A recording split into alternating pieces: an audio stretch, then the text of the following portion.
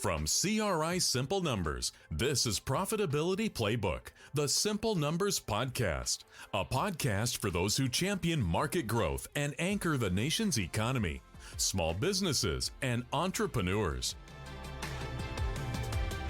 Hey there, it's Monday. Welcome to another episode of the Simple Numbers Profitability Playbook Podcast. That's Brandon Gray. I'm Mike Maxon, and how's your weekend, my man? Another weekend at the ball field. So softball tournaments on Saturday, had a blast. Does take a little bit out of you though. You're kind of tired coming up from Monday, spending Friday doing a little bit of hitting drills, Saturday all day at the ballpark, Sunday with a little practice. You roll in Monday going, man, I got a week ahead of me still. I never thought how draining it would be. My daughter's playing club soccer and we go to these tournaments, and I don't know, I did nothing but watch and yell at some refs. and I get home on Sunday night after a weekend of that. I'm like, why am I so tired? I've done absolutely nothing but just carry chairs in my wagon, to back and forth to different fields. I thought I was in shape for this stuff, man. So one thing that stood out is, we're big believers in data. Whether it's your financial results or the things that lead into them. And so, you've got these tournaments and these games start to get behind and you're trying to determine, all right, when should we get our team warmed up, all that kind of stuff. And I said, well, the piece of information we're needing is the average length of a game, because even though there's a time limit, the game, if the inning starts, you still play. And so, I have that feeling of not having the data I need to make the best decision. Mm-hmm. So I know it's minor compared to running a business and not having that data still. Oh, you always have to way to tie it back to simple numbers. Our man Micah here, he works. Some of you who are clients of ours that have been on calls, Micah Ledbetter. That dude has always figured out a way to tie something back to simple numbers. We're talking about anything, and he just ropes it back in, and I'm like, come on, man. I'm trying to escape this place for a minute. Just kidding. Well, awesome. Well, so today we're going to talk about some launch capital. So, every business, whether growing or looking to make a strategic investment, obviously that's going to cost some money. And that's what capital is.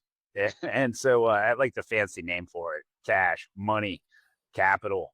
And so, what do I do with it? Well, hey, I got this pot here, 200K, 500K, $1 million, whatever it is. And I want to take it to push my business to the next level or to the next opportunity. And so we're going to talk about that, because there are some things with it of how to measure it, the longevity of that measurement. And hey, dude, sometimes you need to cut bait. Sometimes it doesn't work. Right. And so we're going to talk about that, because I know some of you here on here might be in a position where you want to go do something with that money. And it's important to understand, how to account for that. So Brandon, kick us off, man. Sure. Yeah. So you kind of tied into where is the marketplace at today? And I think we've established on the podcast and other content that we have out, the economic environment that we're operating in is one in which the marketplace is not growing. And so in order to grow your business, you have to do something different, whether that's go and take business from competitors, whether that's a different service or product offering. Even whenever it comes to looking at the chaos that is around tariffs and what have you there, you got to change something. You got to do something different. And most of the time, whenever you're going to make a change, it requires some capital to do so. And so the question starts to become, well, how much do I invest? What type of return should I get? Over what period of return should I get it? And then how do we track and look at all of this as we're making those decisions and trying to have the data back to the softball tournaments, right? Have the data to make the best decision. And as Mike mentioned, you got to know when it's time to cut bait too. And so I think we're in an environment to where we're seeing the companies that excel right now, they're innovative. They're doing something a little bit different, something a little more creative. And that's allowing them to gain market share. And so as you kind of look at this concept around invested capital, the first thing you got to look at is, okay, well, what are our options? And as Greg has many times said, there's 3 basic rules for business success. Figure out what the market needs, figure out how to do it profitably, and then tell everyone about it. Which, hey, there's only 3 rules. That should be pretty simple, right? But actually determining those 3 and being able to follow those 3 is quite difficult. So the first one on figure out what the market needs. So one of my favorite things around this is you look at key customers, key clients. How frequently are you taking them to lunch, to dinner, whatever it may be? Yeah, it's great to kind of build the relationship, but at the same time, to pick their brain. What is the market not providing them? So, Mike, we got a question on our new client questionnaire, strategic questionnaire when someone signs on for a planning session. It's one of the last questions. And the question is, what is the market not providing you? How many times do you see an NA beside that or respondent left this blank? Not, yeah, 90% of the time. What does this mean? And I get, sorry, we're not making fun of you. We could ask the question in a different way, probably. Yeah. You do a better job on our. Maybe it's just that we're but, too but that's simple. the purpose of that question is what's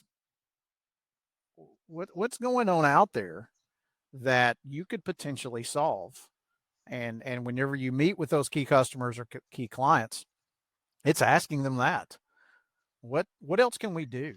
What are you not receiving? What's not readily available? What's an issue, whether it's in the flow of delivery, the type of product, whatever whatever the issue is, you look to solve that. And so you got to spend a little bit of time trying to get your hand around that. You're seeing a lot of, and this will continue, it's nothing new, but whether it's automation or AI, a better system and process around those types of things. Is it a portal for your customer or client, whatever it may be? What is it that the market's not providing that you could go after? And then once you kind of get your hands around that, and the next thing is, well, how much is it going to cost me in order to do that? So I got to know what my cost is going to be to try to determine, can I be profitable in doing it? And this is one it's like building a house. It's going to cost you more than you expect and take you twice as long to finish it. That's just the nature of the beast in most cases. And so trying to determine and err on the high end, I want to make sure that I've got access or I have plenty of capital if I really believe that this is something that is worth pursuing. There have been approaches in the past that basically look at the probability. So, hey, you think it's a 50% chance that this is going to work? What is your investment that you're willing to put in place? I take 50% of that. Look at it through that lens. But I'll tell you, in the current marketplace, with the amount of uncertainty that's out there, it's really hard to assign a probability. I mean, it was a guess at best to start with, and now you throw in all of the things that are taking place in the market. It's really a guess. Well, you used to have some relative level of, I always felt like it was a 49% chance once upon a time of, hey, I make this marketing investment and I'm going to get this return, right? Like I just felt like that was there to a level of consistency. So when I call him and go, hey, I'm going to make this marketing investment, you're like, yeah, man, it's looking good. I mean, yeah. Everybody loves to spend I go back to our podcast not too long ago with Sean Bussey, and that quote just sticks with me, is that marketing investments used to be exponential and now they're incremental. Now, that doesn't mean you can't achieve your launch capital objectives, but like Brandon said, is the market wanting this investment from you at this moment? Is it giving you that right now? And making that call, maybe that's not the right play to launch. And Brandon, I have a question for you. When it comes to launch capital, do you look at just the launch of making a strategic initiative or the overall launch of dollars in the growth of the business? So what I mean is like, hey, from 22 to 23, I grew by $1 million and I had to add costs to the operating side of my business to then, to account for that. Well, growth is still pretty good. I'm growing 20%. Same thing happens 24 to 25. And then 25, you're going, well, I kept growing at 20%. I got this money. I know I'm going to have to grow another 20%. I'm going to have to go ahead and it's going to be an overall OpEx investment, facility, marketing, people. Do you sometimes lump it together? Because I know I do with my clients when I'm sort of explaining the dollar amount in that. Say, hey, you took $800K wrapped up in that OpEx, and that was what you used to launch into next year. But guess what? The growth didn't happen. Right. And now we're there. So what put on that, talk about that just aside from strategic versus just the overall nature of growth. There's kind of two phases to it. And I kind of break it down into the first phase is proof of concept. So how much capital am I going to have to deploy to determine if this is something that the market is receptive of? And so sometimes it, like we said earlier, it's a little bit more of a guess. In other cases, it could be like geographic expansion. You pretty much know, hey, this market is prime for the taking. We need to move into it. I may do a little bit of market research. I may, slow roll, do a soft opening of a location or a presence in that marketplace. And so I'm kind of at least trying to determine the first step is going to be, okay, is this a go or a no go? And that's the one it's rather important to kind of have a line in the sand as to, I'm willing to put this amount in to test the water and see what it's going to look like. Now, I keep track of that, and I add it into the second part, which is what is it going to take to get it fully going and then supported?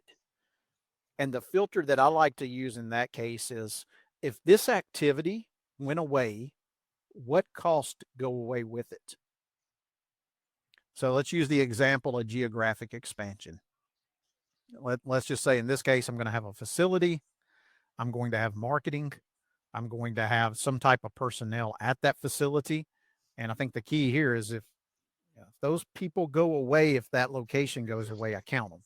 If I'm just telling my team, hey, you're going to spend 4 hours of your day at this place and 4 hours at the other one, and if I did not have that location, they would stay, I don't add them in because that's a cost I have regardless.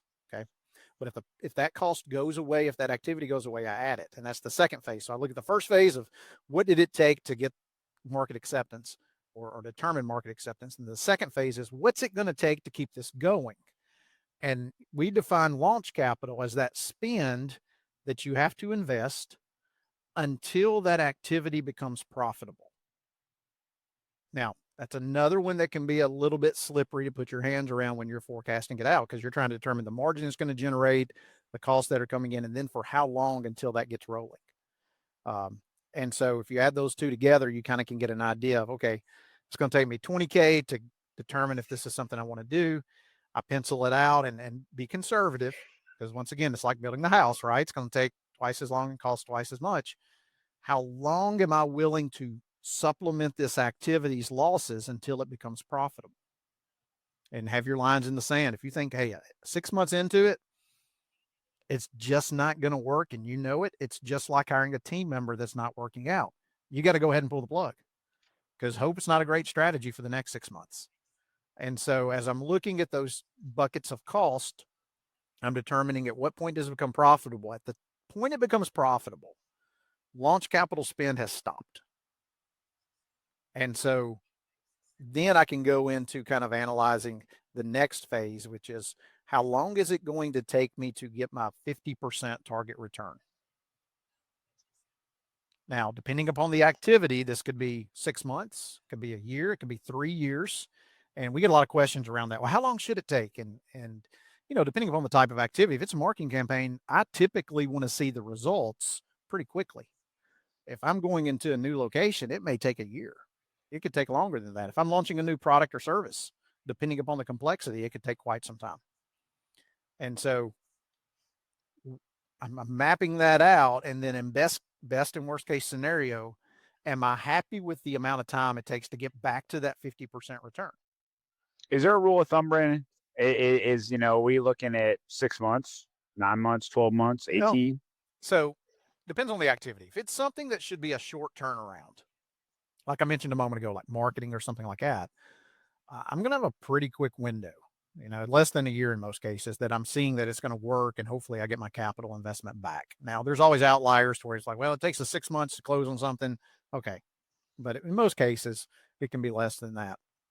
If I'm looking at a new offering, a new product, a new location, um, perhaps even vertical integration of another company with my business, whatever it may be, typically the longest that I see from entrepreneurs that you're willing to make the bet to see if it pays off is about 3 years. And that's more so like if you're kind of looking more so acquisition, some of the longer term. Right. Yeah. Yeah. But so you know, it can be 6 months to 3 years, somewhere in that neighborhood. If it starts to go past that, I've got to really evaluate, is this the best time and the best place to put my money? And so in the ideal world, you don't have just one option for that you're looking to reinvest that has a launch capital component to it. I'm trying to weigh out 2, 3, 4 options. And as I run out these scenarios, I'm trying to get to, well, okay, what's going to get my return on the capital the earliest? And then, you know, you don't want to ignore it, but you also want to look at, okay, let's say one is a year and another's 2 years. What's the potential overall impact it can make to my business? And so I'm trying to evaluate my options based upon that criteria. So what about and I know I have these conversations with clients, especially when, and let's use marketing. I'm going to pick on marketing because it's sometimes, and it's a lot of times, a launch capital thing. When someone goes to grow, obviously you got to tell people about it, right? So so I'm going to use them as an example. It's been hit or miss in some industries with marketing. It could be something from Google switched their algorithm and it's haywire, or it's a business that is a non-necessity, so it's more oh, what's the word I'm looking for? Discretionary. Anyway, yeah, discretionary. And it's Monday, and big word, and it might be a little bit tougher. So when you're looking at some of these launch capital costs, I believe it's important to, especially if it's a substantial investment, to have a strict monitoring period on Right. it. Yep. Don't just dump that money into marketing right now and maybe a tough marketing environment for your industry and then just say, oh, well, I'm going to let it ride for 12 months and see. Because guess what? There might be flashing red lights above it in 2 months telling Yep. you, like, hey, this ain't going to work. So that's Oh, where on these types of investments, it's okay to delegate certain activity to your team, but never forget who the investor is. And that's you. You're the owner. You're the investor. And so it's really easy to spend other people's money. So don't always rely upon your team putting that line in the sand as to, is this going to be a go or no go? You know, I love the model that most VC firms have when it comes to this. They may commit to you $2 million, but you're only going to get $500,000 until this milestone's met. mm-hmm. And then you may get $1 million. And then once that milestone's met, you may get another $500,000, So, you kind of want to have a plan based upon, if I see this at this point in time, then it triggers this. But don't just give your team a bucket of money and say, run to the finish line, because they'll go spend it. Oh, yeah. And whether or not it's in your best interest or not. So the last part, let's say you got the great idea. You've evaluated the options, the payback time. You've got your lines in the sand of it's a go or no go, all those kind of things, and you select that you want to go with it.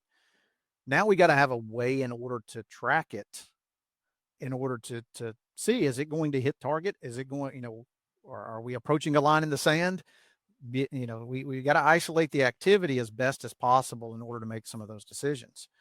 So the technique that we really like is to use the other income and expense category of the simple numbers P&L. Absolutely. And if you got multiple ones going on, then that's where you kind of want to, have it hit there, but you want to have some offline tracking as to what's taking place. The margin that it's generating, the marketing cost, the facility cost, the people cost, the overhead cost. And once again, those should be tied directly back, if at all possible, to that activity. If they go away, if the activity goes away, you count them. If not, don't go through the cost accounting exercise of allocating existing square footage space that you're already paying rent on for that activity, because that activity goes away, that space stays. All right. So then once you've done that and you're tracking it ongoing, it becomes a little bit more clear. All right, I need to pull the plug, or I need to keep going, or it's doing better than expected. Let's put some more fuel into it and see if we can accelerate it. But without that last piece of insight, you're just kind of guessing. And and I get it. It's not always a perfect science. Sometimes it's really difficult to tie some things back, and don't get too caught up in the weeds into the second and third levels of, well, they came in with this, or that ad got their attention and they eventually added this and this and this. It's like, all right, let's keep it simple to start with. Let's get some data. Good enough data on time is better than perfect data late, and let's start tracking it. And I think that's really kind of the key. Then whether I need to pull the plug, keep going, or what have you. And I can tell you 1,000 stories about times in which somebody got 6-7 figures into a launch capital spend and said, I'm just in too deep, we got to finish. And there's not many success stories that come out of that. Yeah, it's a fine art. You're going to have some misses. Some year it's going to work. Some year, I think Greg does in his second book, Simple Numbers 2.0, where he discusses launch capital with a real client of ours. And I think one of the things in there that was fascinating was how it worked for those couple years. And then one year it just kind of like it did it. Yeah. And it worked again after that. So we always make money on a spreadsheet. That's right.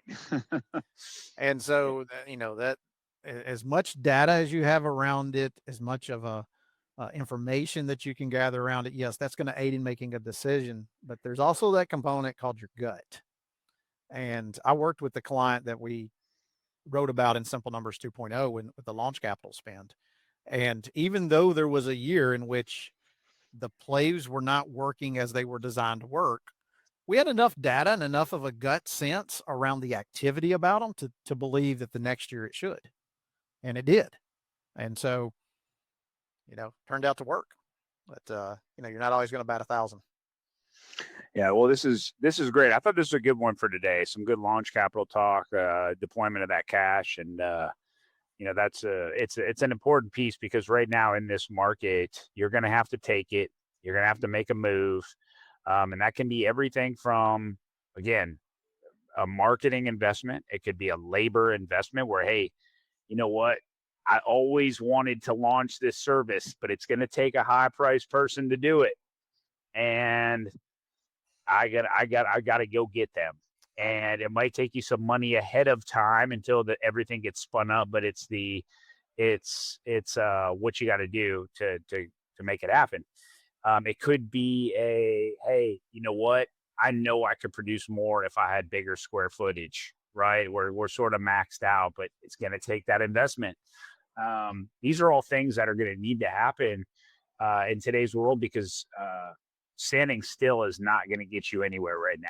And so that's why we wanted to talk about this today, was you're going to have to make a move. And so we want you to know that when you deploy that cash, how to best track it, measure it, and just some other concepts around it to make sure, you got your hands around it so it doesn't get away from you. And next thing you know, you just blew a bunch of money and nothing happened. So anything else, Brandon? I think that's it for today. Awesome. All right, you all take it easy. Will we be back next week? We have no idea what we're going to talk about right now. Could be a guest, could be whatever, but I'm sure 10 minutes before we do this, me and Brandon will come up with something. So y'all have a great week. See y'all. If you want to know more about driving sustainable profitability for your business, or are interested in learning more about CRI Simple Numbers, please visit our website at simplenumberscri.com. Thanks for listening to this episode of Profitability Playbook, the Simple Numbers Podcast. You can subscribe to Profitability Playbook on Apple Podcasts, Spotify, or wherever you prefer to listen to podcasts. If you liked what you heard today, please leave us a review.